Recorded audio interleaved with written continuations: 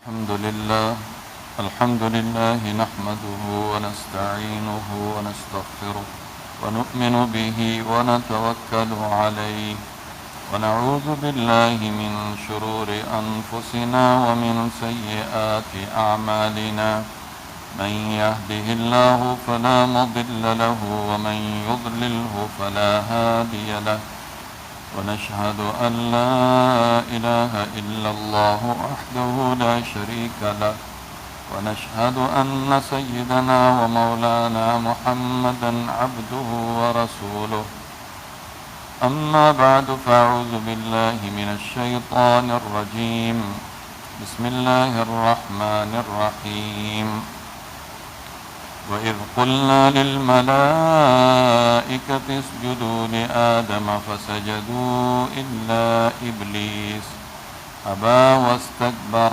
وكان من الكافرين۔ میرے محترم دوستوں اور بزرگوں، گزشتہ جمعہ حسد کے موضوع پر کچھ باتیں میں نے عرض کی تھی اور یہ بتایا تھا کہ جیسے ہمارے جسم کو بیماریاں لگتی ہیں اسی طرح ہماری روح کو بھی بیماریاں لگتی ہیں۔ روح کی بیماریاں خطرناک ہیں، جسمانی بیماری کیا خطرناک ہے؟ جب تک بیماری ہے، صبر ہے، اجر مل رہا ہے، ثواب مل رہا ہے۔ خطرناک ہوئی تو آدمی مر جائے گا، اللہ کی بارگاہ میں چلا جائے گا۔ مجرم نہیں ہے، یہ مجرم نہیں ہے، یہ تو ایک مصیبت میں مبتلا ہے، ایک بیماری میں مبتلا ہے۔ لیکن وہ بیماریاں جو نظر نہ آنے والی ہیں، وہ روح کو اور قلب کو لگتی ہیں، وہ حرام ہے، اس بیماریوں کا پالنا حرام ہے، اس سے بچنا فرض ہے۔ اس بیماری کے ساتھ جو جائے گا گناہگار بن کر جائے گا۔ اس لیے رسول اللہ صلی اللہ علیہ وسلم کے دنیا میں آنے کے جو فرائض ہیں، مقاصد نبوت ہے، اللہ نے آپ کو کن کن کاموں کے لیے بھیجا؟ 4 بڑے بڑے کام قرآن میں 4 جگہ بیان کی۔ ہم نے نبی کو کیوں بھیجا؟ رسول اللہ صلی اللہ علیہ وسلم کو کیوں بھیجا؟ ایک کام یہ تھا کہ آپ لوگوں کے سامنے قرآن کی آیتوں کی تلاوت کریں۔ لوگوں، آج مجھ پر یہ آیتیں نازل ہوئی ہیں۔ صحابہ کرام کو مسجد میں جمع کرتے اور جمع کرنے کے بعد فرماتے آج یہ آیتیں نازل ہوئی۔ آپ ٹھہر ٹھہر کر ان کے سامنے پڑھتے، صحابہ ہمہ تن متوجہ ہو کر اس کو سنتے۔ 1 دفعہ پڑھی، 2 دفعہ پڑھی، 3 دفعہ پڑھی، صحابہ نے یاد کر لی۔ پھر آپ بلاتے تھے کاتب وحی کو، جو قرآن لکھتے تھے، ان سے کہتے تھے لکھو یہ آیتیں نازل ہوئی۔ قرآن کا لکھنا اسی وقت سے شروع تھا۔ ایک کام آپ کا یہ تھا۔ دوسرا یہ تھا جو آیتیں نازل ہو گئی ہے، ان کی تشریح، ان کی ترجمانی، اس میں اللہ تعالیٰ کیا چاہتے ہیں، اللہ کی مراد کیا ہے، اس کو آپ بیان کرتے ہیں۔ تیسری بات حکمت کی بات، اور حکمت کیا ہے؟ امت کو آداب سکھانا، دین سکھانا۔ اور چوتھی بات وَيُزَكِّيهِمْ، آپ امت کا تزکیہ کریں گے، ان کے اخلاق کو پاک کریں گے، رذیل اخلاق سے امت کو پاک کریں گے۔ رذیل اخلاق کیا ہے؟ شرک ہے، کفر ہے، تکبر ہے، حسد ہے، کینہ ہے، بغض ہے، ریاکاری ہے، اللہ اور رسول کی دین کی باتوں میں شک ہے، حق بات کے بارے میں شکوک اور شبہات ہے، یہ اندر کی بیماریاں ہیں، یہ کفر ہے، یہ کفر، اس سے اندر کو پاک کرنا ہے، یہ رسول کا کام۔ اور آپ نے ایسا پاک کیا، ایسی بہترین جماعت بنا کر پیش کی کہ پھر اس آسمان اور زمین نے ایسی جماعت نہیں دیکھی، وہ صحابہ کرام کی جماعت تھی۔ یہ پیغمبر کے جو فرائض منصبی ہے اس میں یہ داخل تھا کہ آپ لوگوں سے کہو یہ کام مت کرو، یہ کام مت کرو، لا تباغضوا ولا تحاسدوا ولا تدابروا ولا تجسسوا وكونوا عباد اللہ اخوانا۔ لوگوں ایک دوسرے کی باتوں کے پیچھے مت پڑو کہ فلاں نے کیا بات کی، فلاں نے کیا بات. ایک دوسرے کی جاسوسی مت کرو، ایک دوسرے کے ساتھ بغض مت رکھو، ایک دوسرے کے ساتھ حسد مت رکھو، ایک دوسرے سے منہ مت پھیرو، پیٹھ مت دکھاؤ، یعنی لڑائی جھگڑے مت کرو. اللہ کے بندے بھائی بھائی بن کر رہو. ان چیزوں سے دل کو پاک کیا. اور بخاری کی ایک حدیث کا ٹکڑا ہے، آپ صلی اللہ علیہ وسلم نے فرمایا الا ان فی الجسد مضغۃ، انسان کے جسم کے اندر گوشت کا ایک ٹکڑا ہے، اذا صلحت صلح الجسد کلہ، جب وہ صحیح رہتا ہے تو سارا جسم صحیح رہتا ہے. واذا فسدت فسد الجسد کلہ، جب وہ خراب ہو جاتا ہے سارا جسم خراب ہو جاتا ہے. الا وہی القلب، لوگوں غور سے سنو، وہ دل ہے، وہ دل ہے. دل کے بگاڑ سے بگڑتا ہے آدمی. دل سنور گیا تو سب کچھ سنور گیا. دل بگڑ جائے سب کچھ خراب ہو جاتا ہے.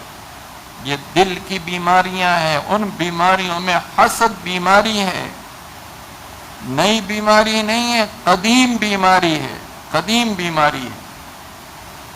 مفسرین نے لکھا ہے جلالین کے حاشیے پر صاوی کے حوالے سے سورہ فلق اور سورہ ناس کی تشریح میں لکھا ہے آسمان پر سب سے پہلا گناہ حسد کا ہوا، زمین پر سب سے پہلا گناہ حسد کا ہوا. آسمان پر کس نے گناہ کیا سب سے پہلا؟ کون حاسد تھا؟ ابلیس. اللہ نے آدم علیہ السلام کا پتلا بنایا اور بنانے کے بعد اس کے اندر روح پھونکی، آدم علیہ السلام جی اٹھے. اب اللہ تعالیٰ نے فرشتوں سے کہا وَإِذْ قُلْنَا لِلْمَلَائِكَةِ اسْجُدُوا لِآدَمَ، فرشتوں آدم کو سجدہ کرو. فسجد الملائکہ، سب نے سجدے کی الا ابلیس، ابلیس نے نہیں کیا. کہیں آتا ہے فسجد الملائکۃ کلھم اجمعون، سب فرشتوں نے مل کر سجدہ کیا. یہ سجدہ عبادت نہیں تھا. عبادت کا سجدہ تو صرف اللہ کے لیے ہے. یہ تو ایسا ہے جیسے ہم کہتے ہیں خانہ کعبہ کے سامنے سجدہ کرو، منہ ادھر کرو. وہ کعبے کو سجدہ نہیں، اللہ کو سجدہ ہے. یہ پہلی شریعتوں میں تعظیمی سجدہ ہوتا نا، جیسے ہم یوں کرتے ہیں نا السلام علیکم، ہاتھ ملا لیا، ہاتھ چوم لیا. اس زمانے میں کسی کی تعظیم کے لیے اس طرح جھک جانا، نیچے چلے جانا. بعد میں اللہ نے اس تعظیمی سجدے کو بھی اس امت پر حرام کر دیا، اس لیے کہ یہاں نہ صرف شرک کو منع کیا ہے، شرک کے جو شبہات اور شائبے پیدا ہونے والے تھے ان سب کو حرام کر دیا، ان سب کو حرام کر دیا. اب کسی بھی قسم کا سجدہ غیر اللہ کو جائز نہیں، اور پہلے بھی جائز نہیں تھا، یہ یاد رکھیں. اس لیے کہ شرک کسی بھی شریعت میں جائز نہیں رکھا گیا. اگر آپ کہیں کہ اس وقت شرک جائز تھا، لوگ آدم کو بھی سجدہ کیے، وہ والا سجدہ تھا ہی نہیں. یہ تو ایسے جیسے آپ کہیں ادھر منہ کر کے سجدہ کرو، میں کہوں کہ ادھر منہ کر کے سجدہ کرو. اب چونکہ یہ ابلیس جس کا نام عزازیل تھا، طاؤس الملائکہ تھا، آسمان پر اس کے لیے ایک کرسی لگتی تھی، اس کے ارد گرد ہزاروں فرشتوں کا ہجوم ہوتا تھا، اور یہ واض و نصیحت کرتا تھا. فرشتوں پر ایک عجیب کیفیت طاری ہوتی تھی. اب بتاؤ جس کا یہ منصب ہو، طاؤس الملائکہ ہو، اور ادھر آدم بن گیا، پیدا ہو گیا، اور پیدا ہونے کے بعد اب اللہ کہتے ہیں اس کو سجدہ کرو. ہونا تو یہ چاہیے، یہ اللہ مجھے حکم دے رہے ہیں، بس میں اللہ کو سجدہ کروں. شیطان کے ہتھ کنڈوں میں سے ایک بڑا ہتھ کنڈا، اس کے ہتھیاروں میں سے ایک بڑا ہتھیار یہ ہے کہ لوگوں کو عقل پرستی میں مبتلا کرو. اب دیکھو اس نے عقلی باتیں شروع کی، اس کو سجدہ کرو. خلقتنی من نار وخلقتہ من طین، مجھ کو آگ سے، اس کو خاک سے بنایا ہے. آگ اور خاک کا مسئلہ کھڑا کر دیا. اب الیاذ باللہ اللہ کو سمجھا رہے ہیں میں آگ سے بنا ہوں، آگ کے اندر شعلے ہوتے ہیں، شعلے اوپر اٹھتے ہیں اوپر کی طرف بھڑکتے ہیں، اس میں بلندی ہوتی ہے. مٹی پر تو لوگ چلتے ہیں، پاؤں کے نیچے سے روندتے ہیں. ایک روندنے والی چیز کو بلند چیز کیسے سجدہ کر سکتی ہے؟ وہ لانتی ہے. یہ عقل دوڑانے کی جگہ نہیں ہے. عقلی دلیلیں دے رہا ہے. یہ دیکھو حکم کون دے رہا ہے، یہ مت دیکھو کہ سجدہ میں کس کو کر رہا ہوں، تعظیم کس کی کر رہا ہوں. اتنی بھی اس کی. مولانا روم رحمۃ اللہ علیہ کہتے ہیں ابلیس کے اندر ایاز کے برابر بھی عقل نہیں تھی. سلطان محمود غزنوی کا ایک ملازم تھا، بڑے نخرے باز تھا، بڑے نخرے پخرے کرتا تھا. بڑے بڑے وزیر کہتے تھے ہم اس کے سامنے، بادشاہ کے سامنے باتیں نہیں کر سکتے ہیں، اور بادشاہ اس کے نخرے اٹھاتا ہے. ایک دن بادشاہ نے سب کو جمع کیا اور جمع کرنے کے بعد کہا میرے جو خزانے میں فلاں ڈائمنڈ رکھا ہوا ہیرا اس کو لاؤ. اس کو رکھا. اب ایک ایک وزیر سے کہتا ہے پتھر لو اور اس کو توڑو. کہتے ہیں سر یہ کیا کر رہے ہو؟ میں کہتا ہوں اس کو توڑو. سوری مجھ سے نہیں ہو سکتا، یہ تو مجھ سے نہیں ہو سکتا، آپ کا تو خزانہ خراب ہو جائے گا.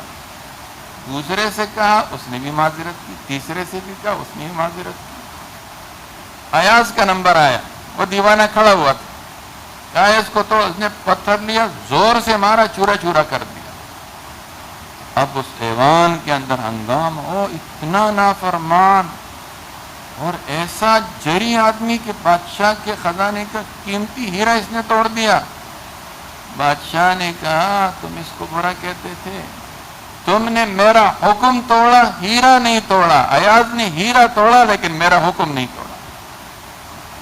یہ جو عقل جس کو آج ہم نے ہیرا بنایا ہوا ہے، اس کو زیرو کرو، ختم کرو اس کو. اللہ کے حکم کے آگے عقلیں نہیں چلتی. کبھی وہ بے غیرت ان الفاظ میں، وہ شیطان ان الفاظ میں ارأیتک ھذا الذی کرمت علی، اس کو تو نے میرے اوپر فضیلت دی. اس کی باتوں کو تو دیکھو. اس کا یہ مطلب نہیں ہے کہ والعیاذ باللہ اللہ اس سے دبا ہوا تھا. تو اللہ نے اس کو ڈیل دینی تھی، ایک نظام بنانا تھا، اس کو بھیجنا تھا دنیا میں، اور یہ لوگوں کو اس طرح کے وسوسے ڈالے گا. اب وہاں یہ ساری عقلی باتیں، سجدہ نہیں کیا اس نے، اللہ کا حکم نہیں مانا، تو پھر اللہ نے بھی کیا، کہا کہ اذهب فإن عليك اللعنة إلى يوم الدين، جا قیامت تک تجھ پر میری لعنت ہے. اس نے بھی کہا کہ اگر آپ مجھے ڈیل دیں گے نا تو لأحتنكن ذریتہ، تیری آدم کی جتنی نسل ہے اس ساری نسل کو گمراہ کروں گا. جیسے لوگ اونٹ کے ناک میں نکیل ڈال کر اس کو پکڑ کر کھینچتے ہیں، ایک بچہ اس کو کھینچتا ہے اور وہ اونٹ ادھر ادھر نہیں ہو سکتا ہے، ان کی ناکوں میں نکیل ڈال کر اپنی طرف کھینچوں گا. لآتینہم من بین ایدیہم ومن خلفہم وعن ایمانہم وعن شمائلہم، میں ان کے آگے کی طرف سے، پیچھے سے، دائیں بائیں، ہر طرف سے آؤں گا، اور پھر تو اپنے بندوں کو شکر گزار نہیں پائے گا. اپنے بندوں کو شکر، اکثریت کو تو شکر گزار نہیں پائے گا. ناشکر ہوں گے تو حاسد ہوں گے. سب سے پہلا حاسد. حسد کیا ہے؟ ہونا تو یہ چاہیے تھا کہ آدم سے کہا جاتا کہ ابلیس کو سجدہ کرو، طاؤوس الملائکہ. معاملہ الٹ ہو گیا، اور ابلیس سے کہا جا رہا ہے آدم کو سجدہ کرو جو اس کے سامنے بنایا گیا مٹی سے. حاسد کیا کہتا ہے؟ یہ نعمت مجھے ملنی چاہیے تھی، اس کو نہیں ملنی چاہیے. مجھے نہیں ملی، اس سے بھی چھن جانا چاہیے. اس میں تکبر بھی تھا، اس میں حسد بھی تھا. یہ ہے پہلا گناہ آسمانوں پر، عقلی گھوڑے دوڑائیں. آج بھی شیطان کو اولاد کی آدم کو گمراہ کرنے کے لیے اس کے پاس جو موٹے موٹے ہتھیار ہیں نا، بڑے بڑے علماء نے لکھا ہے، موٹے ہتھیار اس کے پاس دو ہیں، شہوات اور شبہات. شہوات اور شبہات. یہ جو نوجوان نسل ہے نا، جو نہ دین جانتے ہیں نہ مسجد جانتی ہے، ان کو تو شہوتوں کے اندر لگائے. ناچو گاؤ، اچھلو کودو، آدھا پہنو آدھا ننگا، کچھ بھی کرو، ان سے بے فکر ہے، ان کو شہوات میں لگا دیا. اور جو بیچارہ تھوڑا بہت بڑی عمر میں کہ اب تو مرنا ہے، تھوڑا قرآن کا مطالعہ کروں، تھوڑا حدیث کا، وہ جیسے ہی بیٹھ کر اکیڈمیوں میں، دفتروں میں، بلوں میں جو اسکالر چھپے ہوئے ہیں، یہ مسجدوں میں نہیں آ سکتے، یہ بڑے مجمع میں نہیں آ سکتے، ایک دفتر میں ہے، سامنے ایک بیٹھا ہوا ہے، وہ اس کے سامنے باتیں کر رہا ہے اور یہ کہہ رہا ہے کہ اس میڈیا کے ذریعے پوری دنیا میری بات سنے۔ یہ میدان میں نکل کر تو باتیں کریں، یہ اپنے بلوں میں گھسے ہوئے۔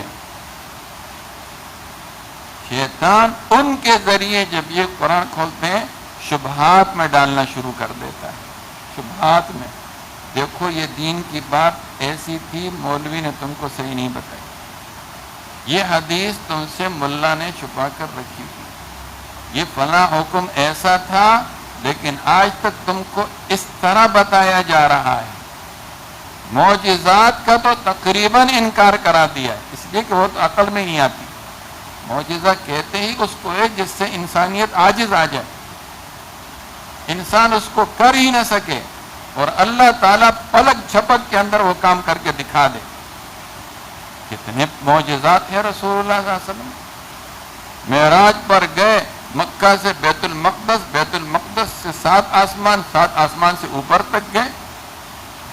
یہ لوجک ہماری سمجھ میں نہیں آتی، آسمان میں تو سوراخ ہی نہیں ہے، راستے ہی نہیں، گئے کہاں سے ہیں؟ کیسے گئے، کیسے آئے؟ یہ کام آدھے دن میں کہ آدھی رات میں، رات کے ایک ٹکڑے میں کیسے ہو سکتا ہے؟ مشرکین نے واپسی پر یہی تو کہا تھا، یہ کیسی بات کر رہے ہو؟ ہم سو رہے تھے، ابھی تو صبح ہوئی اور تم کہتے ہو کہ میں رات کو گیا ہوں۔ بیت المقدس تک جانے کے لیے کئی دن لگتے ہیں، پھر آپ خود کہتے ہو کہ پہلے آسمان تک پہنچنے میں 500 سال لگتے ہیں، پھر اس سے آگے 500 سال لگتے ہیں۔ او بابا ہوش میں ہو، کیا بات کر رہے ہو؟ وہ بھی عقل پرست ہے۔ اچھا یہ بتاؤ بیت المقدس میں گئے تھے تو کھڑکیاں کتنی تھی، دروازے کتنے؟ تو خیر آئندہ جمعہ انشاءاللہ کچھ تھوڑی بہت اس پہ بات کریں گے، کیونکہ وہ جمعے کوئی آ رہے۔ تو یہ شبہات میں مبتلا کرتا ہے، نوجوانوں کو شہوات میں، بڑی عمر والوں کو شبہات میں، ہدایت کو گمراہی بنا کر پیش کرتا ہے، گمراہی کو ہدایت بنا کر پیش کرتا ہے، حق کو باطل بنا کر پیش کرتا ہے، باطل کو حق بنا کر پیش کرتا ہے، حرام کو حلال بنا کر پیش کرے گا اور حلال کو حرام بنا کر پیش کرے گا۔ اور جب ایک آدمی نے حلال کو حرام سمجھ لیا، حق کو باطل سمجھ لیا، ہدایت کو گمراہی سمجھ لیا، تو پھر مسلمان کہاں رہا؟ تو مسلمان کہاں رہا؟ یہ تو اس کے ہتھ کنڈے ہیں۔ جب بھی کوئی آدمی دین کی بات کرے گا یہ فوراً اس کی عقل کی طرف لے جائے گا۔ اگر یہ اللہ کی بات مان لے، عقل کو نہ دوڑا، اللہ کی بات، جب اللہ کا حکم آ کے اللہ کی بات کو مانو۔ دین عقل کا نام نہیں ہے، اگرچہ دین کے سارے احکامات عقل کے مطابق ہیں، اس کے لیے عقل بھی تو چاہیے۔ میری اور آپ کی عقل ہے کیا؟ ایک ترازو سونار کے پاس رکھا ہوا ہے، وہ اس پر گولڈ تول کر دیتا ہے، یہ 1 تولہ، یہ 2 تولے، یہ 4 تولے۔ اب آپ کہو کہ بہت اچھا ترازو ہے، اور ہمارے ہاں جو ہے بجری کے ٹرک جاتے ہیں، میں نے اس کے اوپر بجری کا ٹرک تولنا ہے، اور اس چھوٹے سے ترازو کو ٹرک کے ٹائر کے نیچے رکھو اور کہو، ڈرائیور سے کہو چلاؤ ذرا دیکھنے کتنا وزن ہے، وہ ترازو ٹکڑے ٹکڑے ہو جائے گا۔ اللہ کا حکم آسمانوں جیسے بڑے ہیں، اس چھوٹی عقل میں رکھ کر اس کو مت تولو، دماغ پاش پاش ہو جائے گا۔ اس کے لیے پیغمبروں جیسی عقل چاہیے، اس کے لیے صحابہ جیسی عقل چاہیے، اس کے لیے ان متقی پرہیزگار لوگوں جیسی عقل چاہیے جن کو اللہ نے عقل عطا فرمائی۔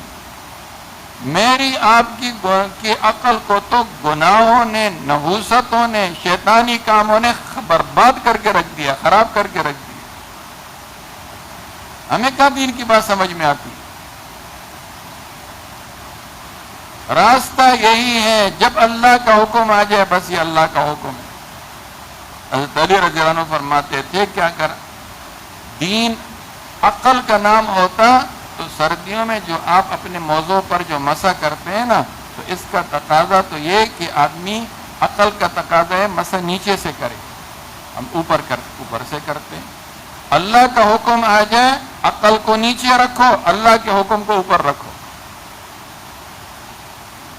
بہت سی مثال ہے اس کی۔ تیمم کو دیکھو، تیمم یہ پانی کا متبادل ہے، کہاں پانی کہاں مٹی۔ مٹی لگانے سے تم آدمی کا منہ بھی خراب ہو جاتے ہیں، ہاتھ بھی خراب۔ شریعت کہتی ہے پانی نہیں ہے، بیمار ہو، عذر ہے، تیمم کرو، خواہ وضو کے لیے تیمم ہو خواہ غسل کے لیے تیمم۔ یہ تیمم کے عقل میں آنے والی چیز ہے۔ وضو میں تو ہم کلی کرتے ہیں، ناک میں پانی ڈالتے ہیں، پاؤں دھوتے ہیں، سر کا، اس میں تو کچھ بھی نہیں۔ التیمم ضربتان، ضربۃ للوجہ و ضربۃ للیدین۔ رسول اللہ صلی اللہ علیہ وسلم فرمایا تیمم کی تو دو ضربے، ایک دفعہ یوں مارا مٹی پر، جھاڑ کر منہ پر پھیرا، پھر مارا، اس ہاتھ پر پھیرا، اس ہاتھ کو پھیرا، جتنا ختم، جاؤ۔ نہ مسا ہے، نہ ناک میں، نہ پاؤں کے اندر کچھ بھی نہیں۔ شیطان کیا کہتا ہے ساری زندگی وضو کرتا رہا، مزہ نہیں آتے تیمم۔ تیمم کی نماز پڑھنے میں مزہ نہیں آتا۔ ہمارا ایک ساتھی ہے، وہ جب دیکھتے ہیں کوئی ہاسپٹل میں بیمار ہے اور اس بیچارے کو یورین بیگ لگا ہوا ہے اور وہ اٹھ نہیں سکتا ہے، وہ ایک تحفہ لے کر جاتے ہیں مریض کے لیے۔ ایک پیکٹ کے اندر وہ مٹی کا ڈھیلا لے کر جاتے ہیں، کہتے ہیں یہ تیمم کا پتھر ہے، آپ بیمار ہو اور آپ وضو نہیں کر سکتے ہو، بس لیٹ اس کے اوپر یوں ہاتھ مارو، یوں چہرے پر پھر ہاتھ مارو، پھر یوں کر کے پھر نماز پڑھو، نماز نہیں چھوڑ۔ اب وہ مریض بہت خوش ہو جاتا ہے۔ اور پھر یہ بھی ہے مسئلہ، اگر مریض ایسی چارپائی پر، ایسے بیڈ پر ہے کہ اگر آپ اس کو ہلائیں گے تو مزید تکلیف ہوتی ہے، اس کو مزید تکلیف ہو رہی ہے، اس کو بولو لیٹے لیٹے جدھر تمہارا منہ ہے ادھر ہی کی طرف نماز پڑھو۔ اب تمہارے لیے قبلے کی شرط بھی ختم ہوگی۔ جب مریض سے رکوع معاف ہو گیا جو نماز کا فریضہ ہے، سجدہ معاف ہو گیا جو نماز کا فریضہ ہے، تو قبلے کی طرف منہ کرنا تو ایک شرط ہے۔ اب چھوڑو اس کو، وَلِلَّهِ الْمَشْرِقُ وَالْمَغْرِبُ، مشرق بھی اللہ کا ہے، مغرب بھی اللہ کا ہے۔ فَأَيْنَمَا تُوَلُّوا فَثَمَّ وَجْهُ اللَّهِ، جدھر منہ کرو اللہ ہی اللہ ہے، جدھر منہ کرو سب جگہ اللہ ہے۔ ہاں تندرست ہو، ٹھیک ہو تو پھر شرائط ہے قبلے کی طرف منہ کر کے نماز پڑھو۔ اب شیطان کیا کہتا ہے، یہ پیشاب کی تھیلی لگی ہوئی ہے، کپڑے خراب ہیں، او بابا تو مریض ہے، تو معذور ہے، تیرے لیے حکم اور ہے، تندرست کے لیے حکم اور ہیں۔ اب تو تندرستوں والے حکم پر کیسے عمل کر سکتا ہے؟ تو بیماروں والے پر حکم کرو نا، یہ تیرے لیے رخصت ہے۔ اور رسول اللہ صلی اللہ علیہ وسلم فرماتے ہیں اللہ تعالیٰ جس طرح عزیمتوں پر عمل کرنے سے خوش ہوتے ہیں اور اس نے جو رخصتیں دی ہیں ان رخصتوں پر عمل کرنے سے بھی اللہ اتنے ہی خوش ہوتے ہیں۔ دیکھو میری اجازتوں پر عمل کر رہا ہے، میں نے اس کو کہا تھا کہ تم تیمم کرو، وضو نہیں پڑھو، میں نے کہا کھڑا ہو کر نہیں پڑھ سکتے، لیٹ کر پڑھو، لیٹ کر نماز پڑھو، کیا ہوا پیشاب کے؟ لیکن شیطان اطمینان نہیں ہے بابا، جب یہ نکلے گا صاف ستھرا ہوں گا پھر جوان ہوں گا، دوبارہ جوانی آئے گی، پھر جاؤں گا مسجد نماز پڑھنے۔ او بابا اس میں تو مرنے والا ہے، آخری دنوں کی نمازیں کیوں خراب کر رہا ہے؟ جیسے ہے پڑھو انشاءاللہ اسی طرح قبول ہوگی جس طرح آپ صحیح سالم تھے، بہترین غسل کر کے نیا جوڑا پہن کر بیت اللہ کے سامنے کھڑے ہو کر جو نماز پڑھی تھی، خدا کی قسم جیسے وہ قبول ہوئی ہے اسی طرح یہ قبول ہوگی۔ یہ قبول ہے تمہارا، یہ تو شیطان تمہیں عقلی گھوڑے دوڑا رہے اور برباد کر رہے۔ اس کا ایک کام یہ بھی ہوتا ہے کہ یہ لوگوں کو ان چیزوں میں، اس نے بنی اسرائیل کو برباد کیا۔ اللہ نے بنی اسرائیل سے کہا دیکھو ہفتے کے دن شکار نہیں کرنا، مچھلی نہیں پکڑنا، باقی دنوں میں مچھلیاں آتی نہیں تھی اور ہفتے کے دن یوں ایسے اچھلتی تھی، تو میں نے ہفتے کے دن مچھلی نہیں پکڑنا۔ شیطان نے ہیلا سکھایا، ایسے کرو کہ یہ دریا سے کچھ چھوٹے چھوٹے نالے نکالو اور بڑے بڑے گڑھے بناؤ، اور جب وہ مچھلیاں پانی میں آ کے گڑھے میں گرے راستہ بند کر دو۔ اتوار کے دن نکال کر کھاؤ، اور تم نے اللہ کی نافرمانی تھوڑی کی۔ ہفتے کو کھانا منع ہے، اتوار کو کھانا تو منع نہیں ہے نا، پکڑو بھی اتوار کے دن، کھاؤ بھی اتوار کے دن، پیر کے دن پکڑو، منگل کے دن تمہارا کام ہے۔ آج مچھلیاں بہت آ رہی ہیں، یہ کرو۔ بنی اسرائیل نے ایسا کیا، اللہ نے کسی کو بندر بنایا، کسی کو سور بنایا۔ قرآن ہے، قرآن کی باتیں کر رہا ہوں، کہانیوں کی باتیں نہیں کر رہا ہوں۔ قرآن کے ہر قصے کے پیچھے ایک پیغام ہے، ہر واقعے کے پیچھے عبرتیں ہیں۔ جہاں ایک مضمون پورا ہوتا ہے، اللہ ایک پیغام دینا چاہتے ہیں۔ یہاں تک کہ مجرموں کے جو حالات اللہ بیان کرتے ہیں، ان مجرموں کے حالات کے آخر میں بھی اللہ تعالیٰ کچھ پیغام دیتے ہیں۔ قرآن قصوں کی کتاب نہیں ہے، کہانیوں کی کتاب نہیں ہے۔ جہاں واقعات ہیں، ان واقعات کے پیچھے ایک خاص عبرت ہوتی ہے، ایک خاص سبق ہوتا ہے، اور وہ سبق دیا جاتا ہے۔ شیطان کے واقعات بتانے کے بعد یہ سبق دیا جا رہا ہے، یہ تمہارا حاسد ہے، قیامت تک تم سے جلتا رہے گا۔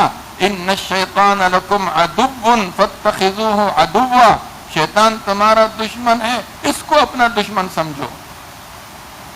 اور کتنا آدم علیہ السلام کا حاسد بن گیا کہ جب اللہ نے ان کو جنت میں داخل کیا۔ اب یہ بار سے اشارے کر رہا ہے، بات سنو، وہ سامنے درخت نہیں ہے اس میں سے کھاؤ۔ اللہ نے کہا تھا کہ جنت میں رہو، بس اس ایک درخت سے نہیں کھانا، باقی پھرو ایک درخت سے کھاؤ۔ اور تمہیں پتہ ہے اللہ نے کیوں منع کیا؟ اس لیے منع نہیں کیا تھا کہ یہ نافرمانی ہو، بلکہ یہ کھانے سے آدمی جو ہے نا وہ ہمیشہ رہتا ہے، اور یہ رہتا ہے اور وہ رہتا ہے۔ وَقَاسَمَ لَهُمَا إِنِّي لَكُمَا لَمِنَ النَّاصِحِينَ، ان کے سامنے قسمیں کھانے لگا۔ سب سے پہلا جھوٹی قسمیں کھانے والا شیطان ہے، سورہ اعراف کے اندر وَقَاسَمَهُمَا إِنِّي لَكُمَا لَمِنَ النَّاصِحِينَ، قسمیں کھانے لگا، میں تمہارا خیر خواہ ہوں بابا، میری بات مانو۔ وہ بھی انسان تھے، اللہ خود کہہ رہے فَنَسِيَ آدم ہماری بات بھول گیا کہ ہم نے منع کیا تھا۔ وَلَمْ نَجِدْ لَهُ عَزْمًا، ہم نے ان کے اندر اس درخت کے کھانے میں ان کے اندر عزم و ارادہ نہیں پایا تھا۔ یہ عزم و ارادے کے ساتھ نہیں، بھول گئے اور کھا لیا، کیونکہ اللہ نے ایک نظام، اللہ کے تحت ان کی مصلحت تھی۔ آدم دنیا میں آئیں گے، دنیا بنے گی، انسانیت بنے گی، اللہ کے قانون آئیں گے، پیغمبر آئیں گے، احکامات آئیں گے، پھر دنیا ختم ہوگی، جنت جہنم ہوگی۔ یہ ہونا تھا، اس لیے ایسا ہو گیا۔